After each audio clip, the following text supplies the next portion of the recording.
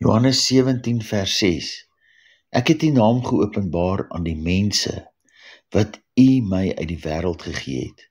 Hulle het aan U behoort, en U het hulle aan my gegee, en hulle het die woord bewaar. En U het hulle aan my gegee. 1 Korintiërs 15 verklaar die woord wat vlees geword het, Jesus die Christus, as die tweede mens vanuit die hemel, 'n lewendmakende gees. Hy het ons oorgebring vanuit die eerste Adam mens, wat uit die stof van die aarde formeer is, 'n lewende siel. Daar word gesê, die mens het vrye wil om te kies. Dit is so tot op 'n punt, maar die waarheid is, jou einde is vir jou gekies deur Vader in Jesus Christus.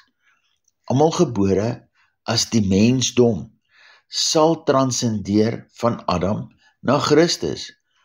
Ons sonde was ons sielse rebellie sonder gehoorsaamheid aan ons gees. Kon net vlees kies. Die lewendmakende gees kom maak ons siele wakker vir die lewe wie ons werklik is. Die lewe word slegs geaktiveer in Christus. Hierdie transformerende verlossingsdaad, my vriend, is nie die werk van 'n skepsel, maar van 'n skepper. Ons vrye wil het sonde gekies en die dood ontvang as loon.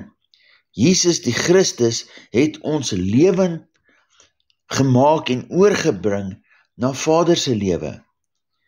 Dankie Vader, die hele mensdom is in Christus Jesus versoen met U en sal transformeer van Adam na Christus.